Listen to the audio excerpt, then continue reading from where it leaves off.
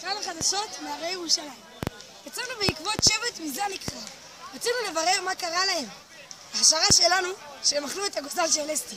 חמושים במצלמה, יצאנו לשטח. איזה גבר צביקה איך שהוא מדבר על זה. את אכלתי את הגוזל! אייל בגן אימפריה ולה לה לה לה לה וכל השאר אימפריה לה לה. טוב, נמשיך הלאה. התחלנו. מסתבר שהכוח שלהם אוזל. איילת, אני עייפה, אפשר עצירה? וואי, בכלל. איילת! עצירה, איילת, אני לא יכולה יותר. די. התחלנו. מסתבר שיש סיבה אחרת להיעדרותם מהשטח. בנות, קשה לי, אני מתגעגע לדקלה. מצאנו את הסיבה האמיתית.